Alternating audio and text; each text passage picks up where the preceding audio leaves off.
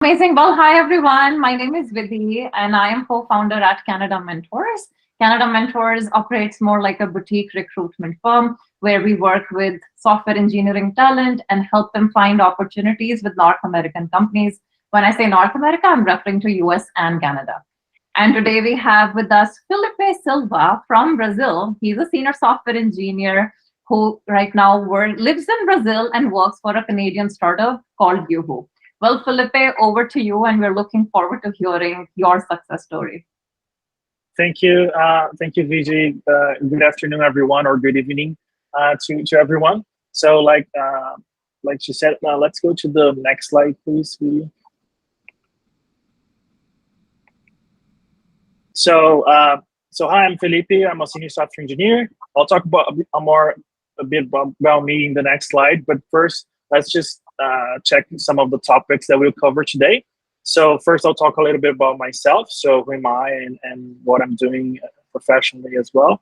And then I have a few other topics. So for example, let's talk about why I think you should work for a Canadian company or a North American company in general. What are the main challenges when you accept this challenge? And then I'll also dive deep into some of the skills required and what the companies are looking for today in the market.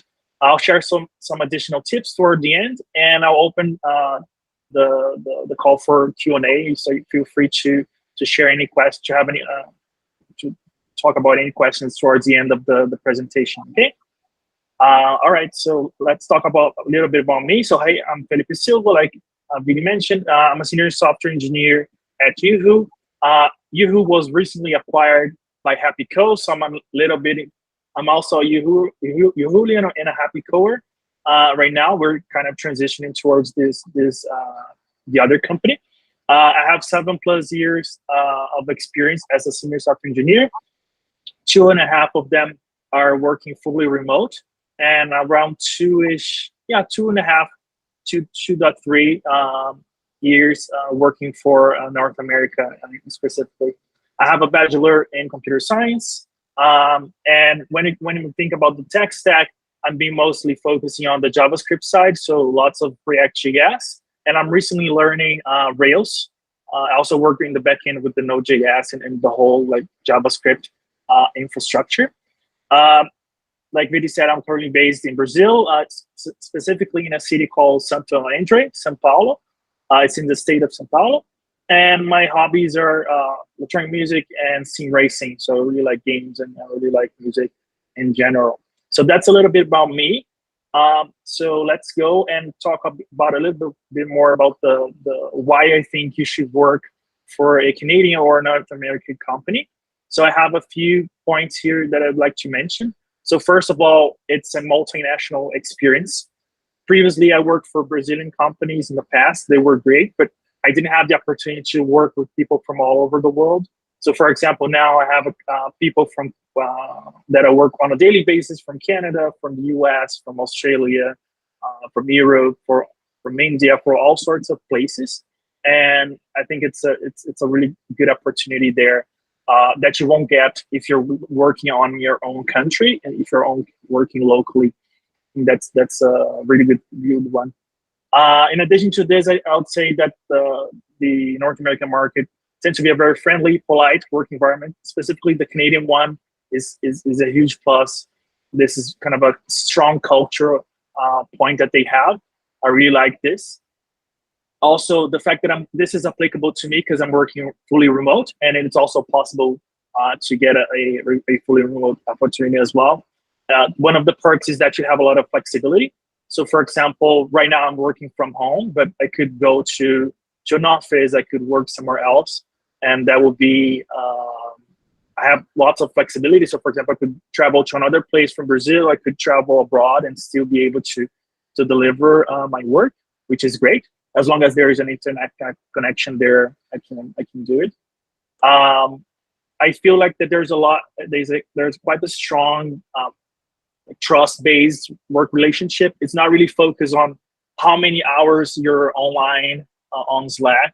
It's more about what you're being able to deliver. So what are the challenges that you have and how many challenges you can overcome and deliver in the end of the day. So it's really good.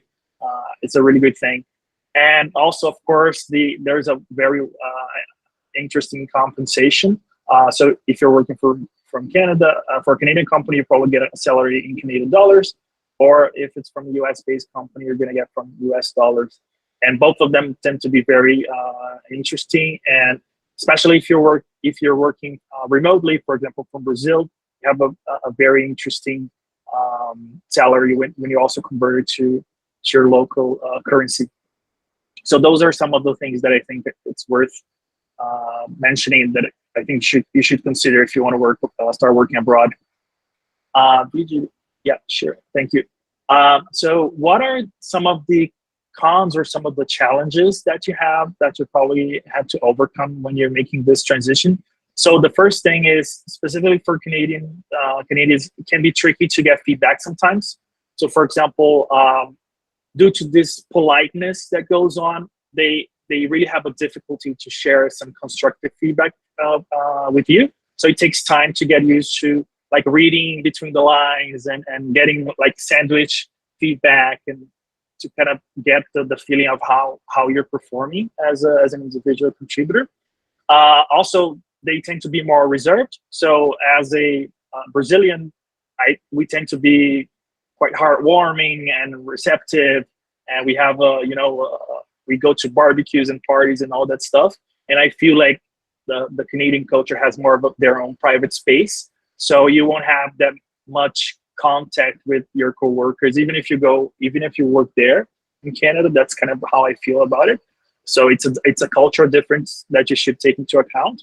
And the last one, which you kind of already covered, which is not being as effusive, expressive. So for example, me, I have like a smile, I might move my hands, and I'm quite the dynamic person as a Brazilian, but Canadians seem to be like, like more serious, more toned down, more focused when we're in the calls. And that's something that's different that you'll probably notice if you decide to accept this challenge. All right, so now let's think about some of the things that I believe the companies, because I was able to get those two opportunities to work abroad, and some of the things that I feel like are really important to companies. I think there's kind of a triad. So the one of the topics is the technical skills. I think it's an important piece. You can be the best guy or the best girl in the world, but if you don't have the technical skills, they're not going to hire you. Another thing is there's something called cultural fit, which I'll dive deep in the next slides, which I also think it's really important.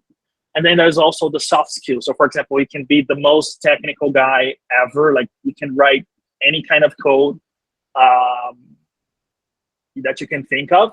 But if you don't know how to work in collaboration with other team members, you probably struggle in this environment. So I'll cover all of those topics in the upcoming sessions. And of course, it's also, you can have all those things, but if you're not showcasing, if you're not like showing people what you're capable of, they're not gonna notice that you exist. So that's another thing that I'll cover towards the end of the presentation. Let's go to the next one. So first of all, there's the technical skills. So I would highly recommend you guys to build a strong foundation. If you haven't already, make sure that you have a good knowledge of data structures, of algorithms. I think it's really important to have these. I shared a few pictures here with the few books that I recommend considering. So the learning for JavaScript from JavaScript data and structures and algorithms. I think it's a really important one if you're focused on the JavaScript environment. There are other books focused on other languages like Java, C#, so feel free to pick others. But I think it's important to have those fundamentals, and they can be translated to other languages as well. I also shared some other topics on the left side. So for example, the system design test is a really important one. So one example that I can give you, they can ask you, oh, what would you do if you had to design Instagram from scratch? So that's when you have to kind of think about the architecture, what are the software solutions for this, how would this app, this thing would work.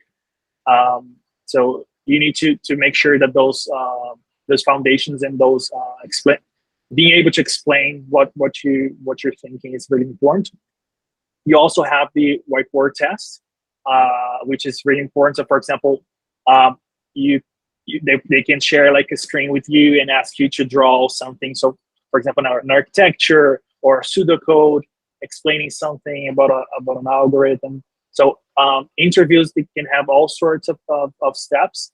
And yeah, so please make sure that you have those topics covered before you start applying to those positions. And I also shared a couple of other sources. So the first one is the cracking the code interview, which is a really good one to kind of explain to you how most of the recruiting process happens in how they work in the US and Canada. And you also have this hacker rank tool, which allows you to tap to like um, have some programming challenges and tests and things that you can improve your technical skills and speed. That can also help while during the recruiting process.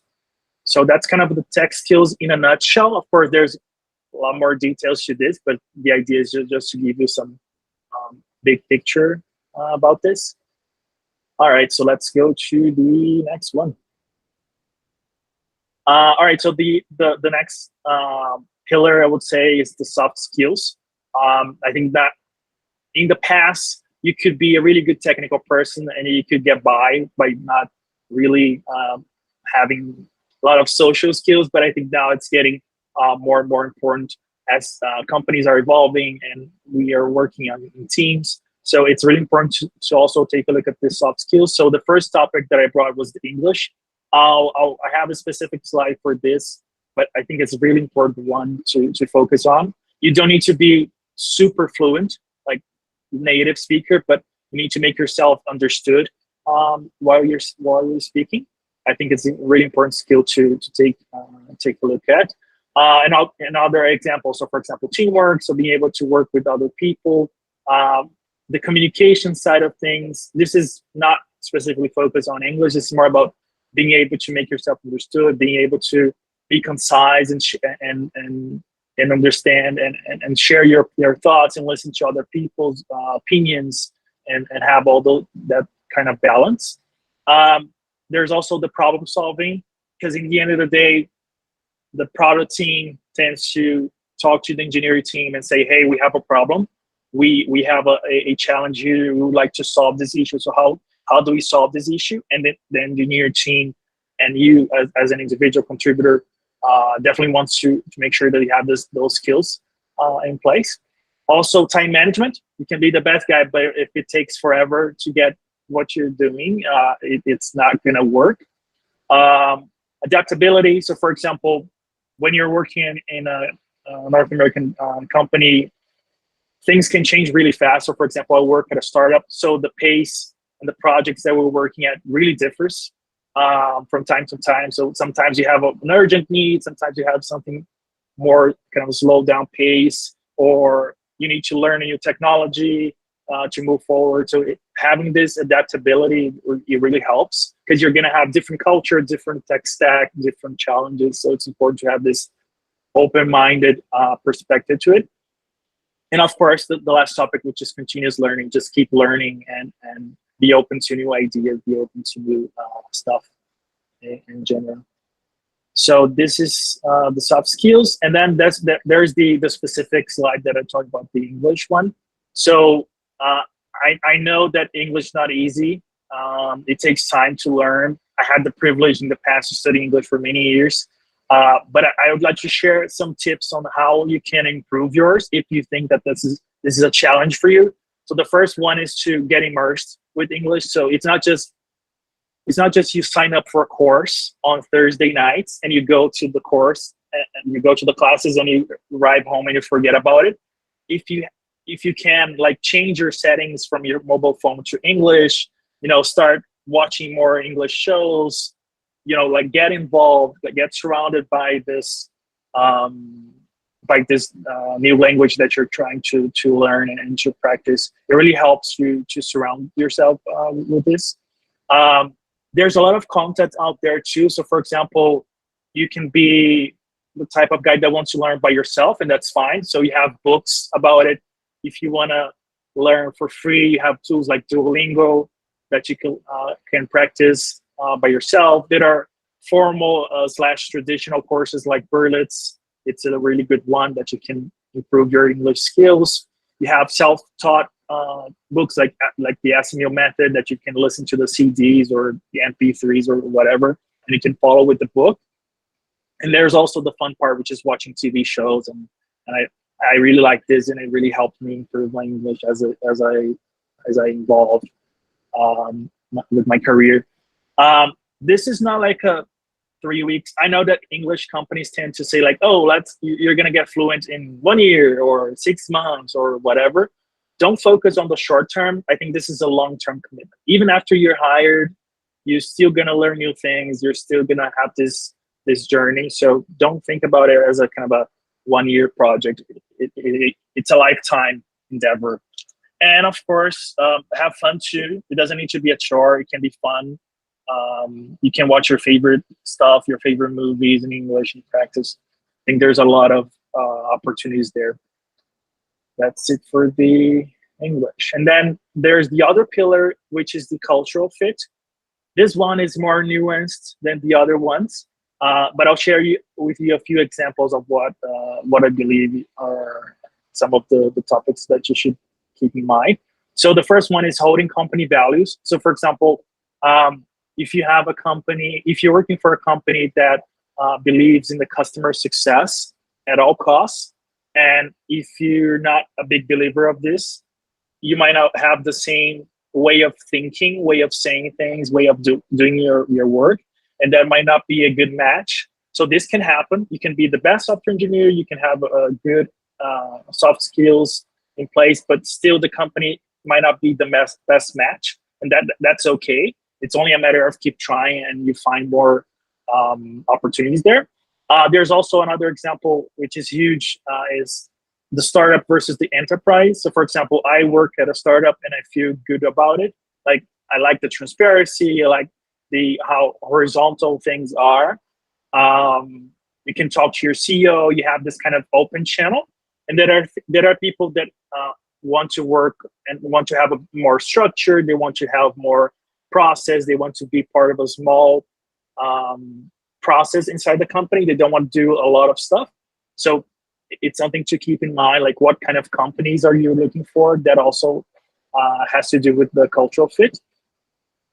Passion for product is also important. So for example, if you are not a smoker and if you think it's harmful, would you work for a smoking company that sells cigarettes? So it really depends. If you don't feel passionate about the product that you're developing, this might not be a good match. Also, there's the behavior fit, which is I kind of already glanced over this topic a bit. There's the risk-taking appetite. So, for example, if you're working for a startup, for an early startup, there are some risks involved.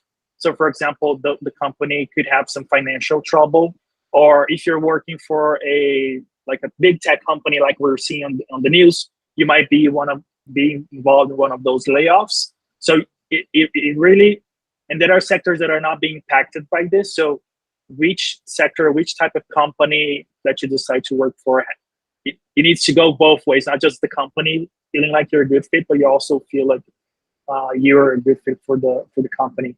And also the hierarchy, which I mentioned, do you like to be owner of the whole process, or do you like to have someone overarching kind of guiding you as you go? It really depends on, and different companies are going to expect different kind of people. So that's what it's all about here. And then, all right, so we have those three pillars in place. So now you want to make sure that you're showing what you got, basically. So showcasing your skills, I think it's really important. So I just share a couple of examples here. I still need to work on my portfolio, but I do have a good track record on both LinkedIn and GitHub with my pull requests and with my projects that I contributed. So on the left side, you can see my LinkedIn. First of all, my profile is in English, because if it's not in English, people are not even going to consider it. So make sure to translate your CV if you're really focusing on the international market, because then people will start to pay more attention to you with the keywords and all the SEO that goes on, and the search engine optimization. So when you're looking for your first opportunity, I think the portfolio is going to be even more important. So if you have some sort of project that you want to showcase, if you want to add to LinkedIn, I added on the right side, I have a few projects, but they're not like in a portfolio way. Or if you have lots of commits, you're contributing to lots of projects like I'm doing there. You can see a lot of greens, green cubes showing on, green squares showing on. And also, I think it's important to not just showcase yourself in those generic platforms, but also on specific ones. So, for example, Canada Mentors has one. You can sign up for it, and you can share your CV there. And you have an open channel with lots of companies from Canada and from the US. I think it's a really good one to consider. All right, so just one sec. I'm changing my notes here. Okay, so there's a difference in I'm specifically talking about the Brazilian process because this is where I come from. But if you're watching this from abroad, you might also notice a few differences. So I'm going to share some of the things that I noticed regarding the Canadian recruitment process. So the first of all, it feels to me like a more structured interview process. In Brazil, things tend to be more informal. You talk to your future boss. You know, it's something more fluid. I feel like in Canada, it has more of a structure. So you have one day to talk about like the kind of culture fit / HR talk. And then in another appointment, a few days or a few weeks from this, you're going to talk to the technical team. Then you're going to have like technical tasks. So you have like lots of steps as you go. And there's a lot of structure there. Like I said, the second topic as well, more formal step-by-step process. It's more focused on the professional side. So for example, in Brazil, we tend to go off topic. We talk about family, if we have children, pets, and whatever in the interview as we go. And I think that in the Canadian market, it's more focused on the professional skills. You have the opportunity to have those off-topic moments, but not during this process, or only like small points, like what's your hobby, kind of thing. And the application usually takes longer, so we're talking about weeks or months. In Brazil, I feel like most of the hiring processes that I was involved in the past was faster, and I feel like there's not a rush in Canada, so they take the time to evaluate you, to talk to you, think about it before they make the decision. So don't feel like, oh, why is it taking too long? No, it's normal. It's what how they usually run things. And also there are a few more tips regarding the recruitment process. So first of all, rejection is normal and you can learn from it, especially when you're out of your comfort zone, you're exposing like your skills, you're showing what you're capable of, and you still get a rejection email or something. It can be tough, but it's part of the process. So for example, if you're applying for a company that doesn't have a cultural fit, they'll probably talk. If they don't mention it, you can ask them, and they might be able to share it. So you can get a better feeling of, oh, okay, maybe these kinds of companies are not great for me. Maybe I'll look for other types of companies. So you kind of readjust your expectations and your the types of companies that you're applying for, and it takes time. The second topic is consistency is key.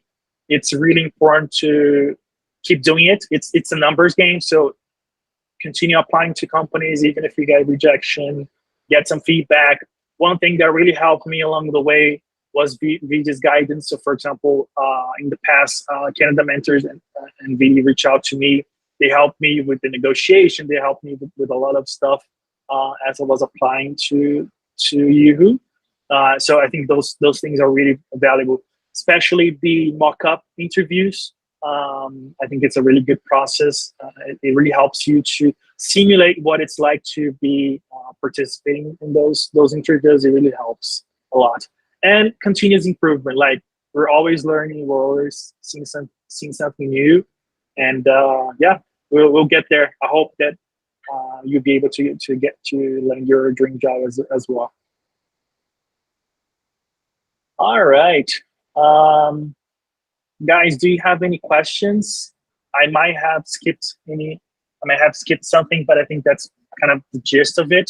Vijay as well, feel free to chime in if you think about something else. But guys, do you have questions? Feel free to raise your hands as well.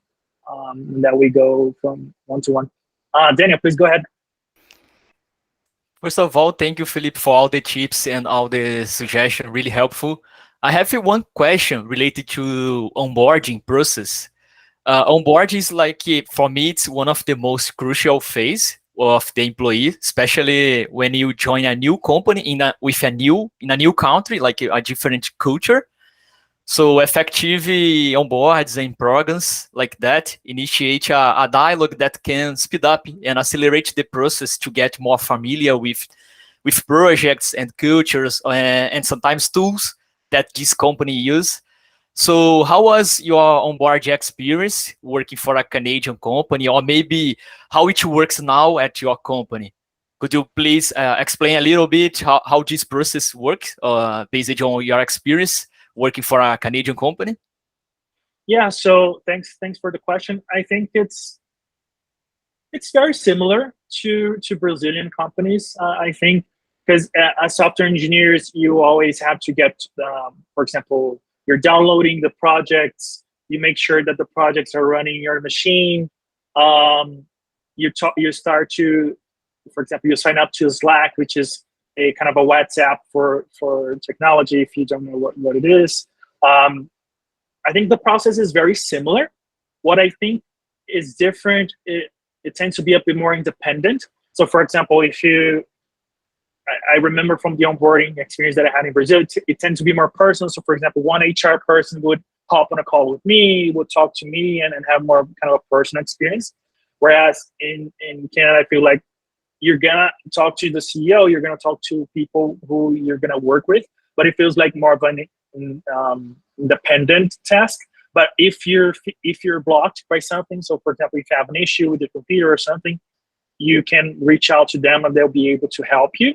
So that's one thing that really helps. Another thing is adding people, getting in touch with people from Slack. It really helps. So one thing that really helps. So for example, one guy that is already working for that company for a longer time, that also helps. One person that has.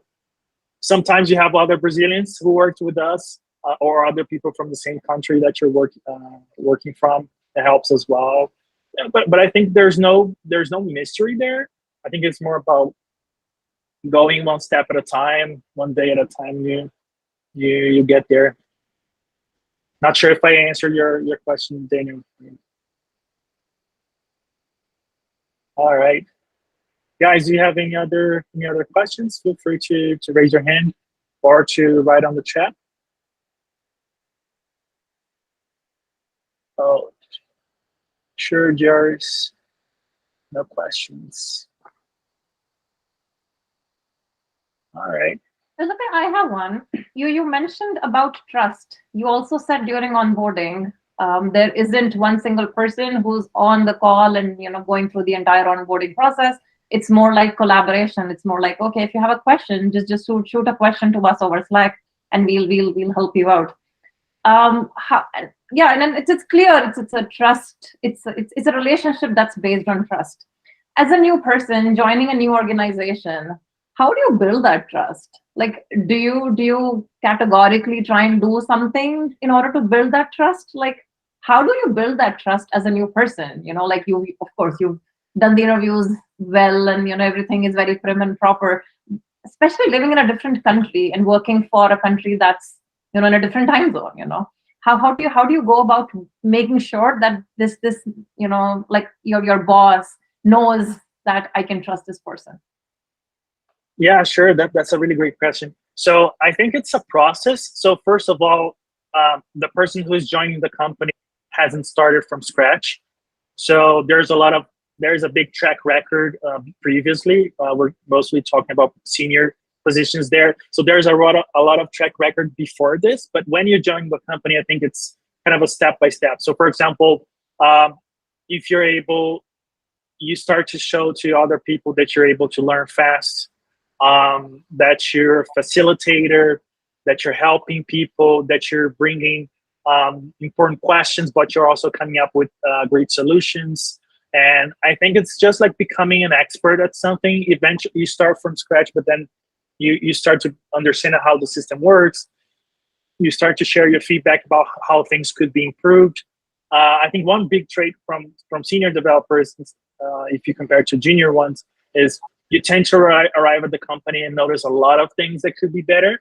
So I think it's a mix of noticing those things and also coming up with the solutions for this. When you're ramping up, there's a lot of free time, meaning there's not a lot of pressure to work on a lot of things. So this time is important for you to showcase what you got. So for example, you saw like a small fix, something that can be improved, and those smaller increments you start to add up, and people start to notice you, like, hey, Felipe, he's a reliable person. He's always online. He's always helping us to come up with solutions.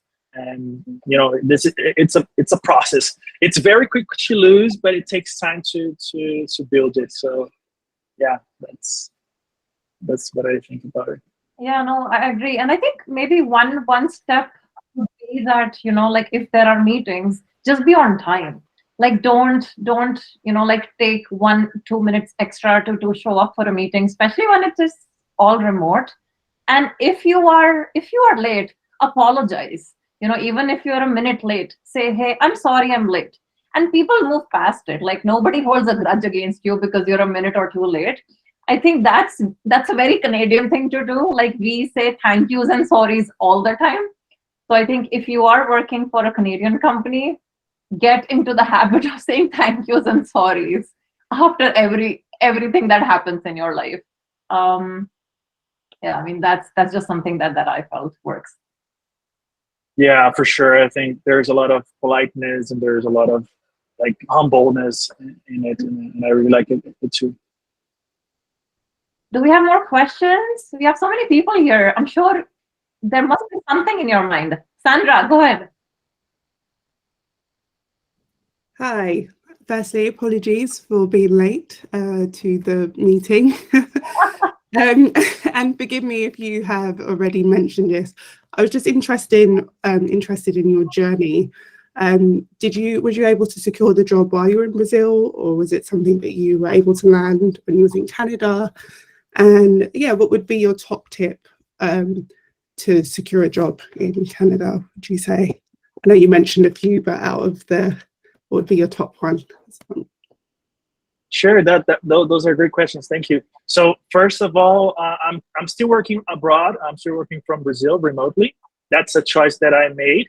But there are other roles and other opportunities out there that allows you to move abroad and move to Canada. But that's where I'm at right now. I'm still based in Brazil, working abroad from Canada, working for a Canadian company / US company, because it has been so recently.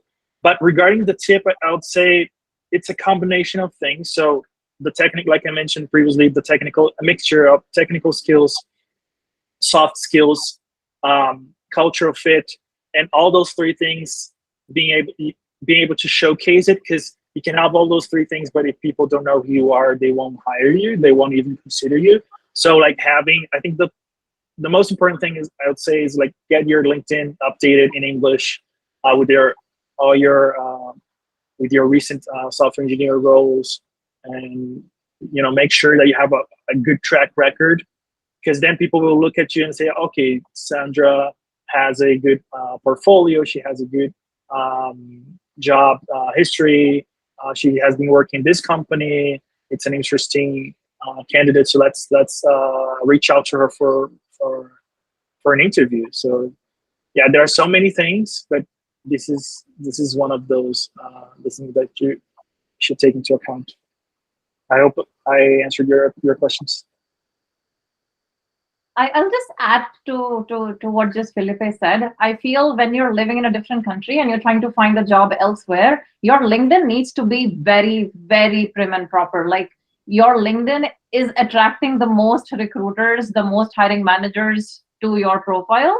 So make sure that your LinkedIn talks about your personality, talks about the things that you're good at, talks about the things that you want to do, your goal, your objective, stuff that you are expert at, things that you're building, things that you really want to do. Your LinkedIn is the medium through which you can talk about all that. So make sure you use that tool to the best of your advantage, because if you're not doing that, you are missing out on like thousands of job opportunities that you are a good fit for. But just because you're not using LinkedIn as much as you should be, there are things that you don't even know exist. So my quick suggestion is to make sure that your LinkedIn talks volumes about things that you've done and things that you want to do. Once that is sorted, next comes your resume. Your resume is after your LinkedIn, because your LinkedIn will get people to you, and then would be your resume, and then the interview process starts. So make sure to understand what's needed when, and just work on that little thing and make it like perfect.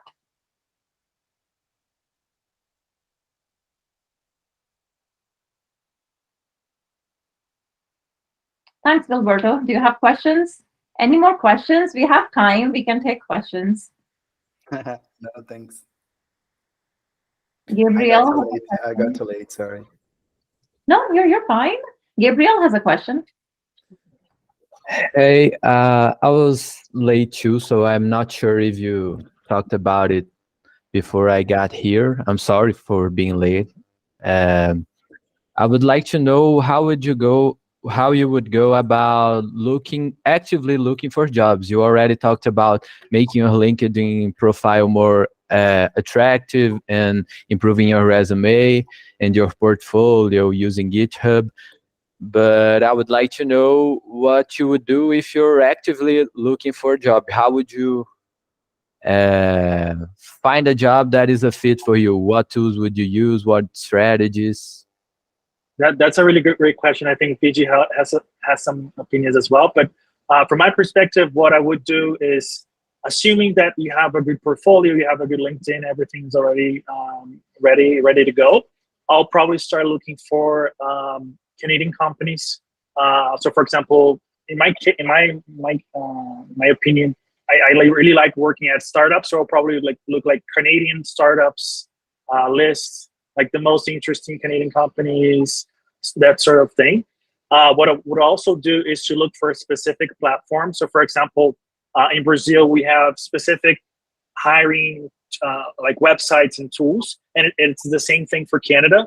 So one thing we'll probably do is sign up on Canada Mentors. Canada Mentors is one of the biggest ones that can help you get a software engineering role. And there are other tools as well. So I'll probably just start looking for this, and constantly like doing search. For example, imagine that I download a list of 100 companies that are Canadian companies that are recruiting. I'll slowly start applying to them. Some of them, they have their own platform, so it's not on LinkedIn. That's how it will probably go. Like make this a habit. It's not like you do it one day and it's done. It's more of a kind of a gym. You do a little bit of a workout every day. So today I'm gonna send my CV to 3 companies. Tomorrow I'm gonna look for what are the best companies there that could hire me. The third day I will reach out to to a platform. So that's how I'll probably take it. Not sure if VG has more tips as well. That's a good one, Felipe. I like creating a list. So, the first step is you knowing what you want. And once you have a list of companies that you are interested in, you can actively start applying to opportunities there. The other thing which I feel is very underrated is networking. In fact, we are doing a session on networking next week as well on the 23rd. That's live on LinkedIn. And why we chose that topic was people honestly do not understand the importance of networking on LinkedIn. When you see a job, it's so easy to reach out to the recruiter who posted that job. Or it is so like it literally takes 10 seconds to find the hiring manager for that position within LinkedIn itself. Reach out to those people, sell your profile to them, tell them how great a fit you are for that position, tell them to meet with you, ask for like quick 10 minutes of their time. If you are doing this proper, you will start getting meetings. A lot of people who reach out to me, I mean, if I post a job, they just send me a hi, or they say, hi, how are you? I am honestly not responding to their hi, how are yous. I mean, you really need to have some substance to your message in order to get my attention. So if you are doing it right, Sandra says she got her current job through networking. Exactly. Well, good job, Sandra. So see, this is what I'm talking about. You need to be able to not have that fear and reach out to the right people, send them the right message. There are strategies that you can incorporate. Ultimately, there are all people on LinkedIn, right? I mean, they are all just like you and I. So reach out to them, tell them how great you are, tell them how interested you are in the product they are building or the things that they are doing. Show interest, show that you've done your homework, customize or tailor the message that you're sending them. Look up this person, what their interests are. Maybe this person is with this hiring manager is with the company for like 5 years. Make a note of that. Hey, I see you've been with this company for 5 years, so that at least gives a sign to this person that you are interested. This is not just another message. Like you actually took 2 minutes of research, you spent time doing something extra, which probably 100 other people are not doing. So I that's my tip. I think that's a good way to reach out and then find opportunities that are a good fit for you. Sure. Just one thing to add to this, like I'm not a HR or recruiting person, but I helped you, the current company, to interview other people, and I can confirm, like, it's the worst feeling when when you open the for questions and the person doesn't even know what your company is all about. It feels like, why is that person here? Like, so show some interest, open their website, make sure that there is a cultural fit, that you like the product that they're building, like send a customized message. It really goes a long way. Daniel? Yeah, one thing that is related to Gabriel's question. I remember when I was during the interview process, Vid helped me a lot trying to understand the whole process during the interview. And there is no problem to ask how many steps this process will take, how long this will take, and which topic we will discuss for each step. This can help you to be more prepared for the interview, especially if it's involved like a technical interview or something like that. And there is no problem to ask how many steps and each step it's related to each topic. This will help to get more relaxed and more calm, because you will understand what we will talk about on that step of the interview. This helped me a lot, especially during the technical interview. I remember that I discussed it with Vid, how those steps, how long this will take, and ask many questions. There is no problem. This helps a lot. And I also remember we also worked on Daniel's resume. Daniel, do you remember the time? Yes, I remember. This is very helpful. Yeah. So, once you are in the interview process, you have to make sure that you are doing your best at every step of the way. You cannot just ignore a certain aspect of the process and just focus on like one piece of the process. You have to be, you have to like be good at each step. Only then will you really land your dream job or really land the career that you aspire to look for. Do we have more questions? I know we are out of time. I love doing this. I mean, guys, if you have any questions, maybe we can take another couple questions and then we can call it a day. Sounds good. Is asking a question as well on the text. So how many years of experience are we looking for such a hire? Well, most of the roles that are open are more focused on senior software developers when you're working abroad. Because think about it, if that are juniors in Canada already. So the reason why they're looking for seniors, that they want people with more experience that brings more to the table. So not sure. Feel free to correct me if we're talking about like 5, 6, 7+ years of experience. And if it's less than that, there are opportunities out there, but they're usually less. So you probably have to dig deeper or keep working on your current role and evolving, and hopefully when you reach those numbers, you get more opportunities. By the way, that's a difference in Brazil, like in the Brazilian market. We tend to care more about what the person can do. So if the person has kind of a 6-month CV experience, but this person can do a lot of things, people tend to consider your application more frequently. Whereas I feel like there's a strong tie to the numbers, to the amount of years. So if you say that, oh, I have 2 years of experience, you might not even be considered by just saying this.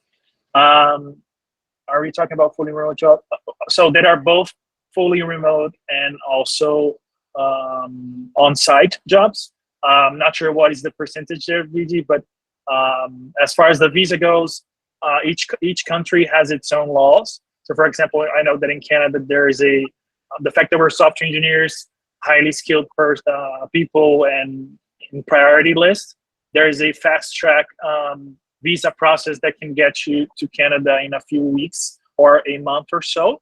If you get the job offer, that's a possibility. But each country, each company will offer something different for you.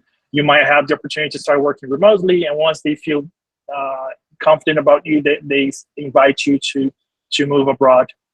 Not sure if VD wants to add more to this. Yeah, I mean, visa, obviously, Canadian government is pro-immigration. I mean, Canada is built on immigrants. They want people, they want brains to come from other countries and then move to Canada. But I think you need at least a minimum of 3 years of work experience in a technical role in order to get sponsorship. Well, I think you can do your own PR, living in your own country, and move on a PR. But then if you're looking for sponsorship, you need minimum of 3 years of experience in order to get sponsorship. But then, as Felipe said, there are a lot of juniors in the country already. When companies are looking out for talent, they're looking for senior talent. And they would want to invest their money, their time, their energy on people who are senior, like very senior, and then they would make an effort to bring them into Canada. Yep. And I think Jairus has, sorry if I'm not pronouncing your name correctly, so he or she's asking about the very complicated for French-speaking developers to find a job in countries like the United States and Canada. Well, actually, there's the Quebec province, right, PG, and there, as far as I heard, there's a lot of opportunities there, especially if you're a Canadian speaker. But she's also asking about she's speaking, asking about what are the platforms to learn English. VG, if it's possible to just go back to the slide, I think slide 9. I just added a few tips there.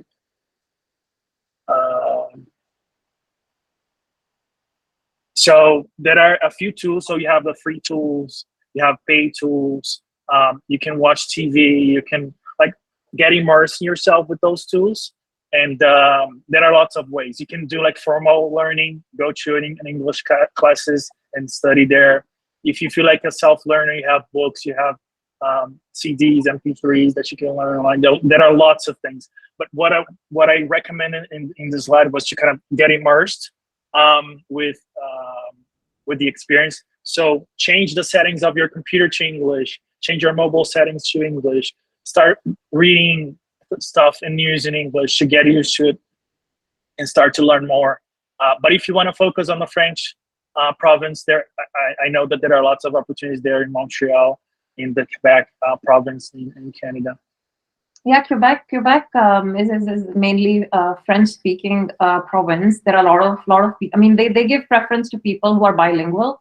So yeah, you can target companies who are hiring within Quebec. And I think there is also probably a provincial nomination program in Quebec through which you can, like Quebec-based companies can sponsor people who are bilingual, who speak both French and English. So I think that could be another thing that you can look into. Yep. One last announcement. We've launched one-on-one mentorship programs as well. So we've added stuff on our website. This is the link that you can use to register for one-on-one mentorship. I will also send you the link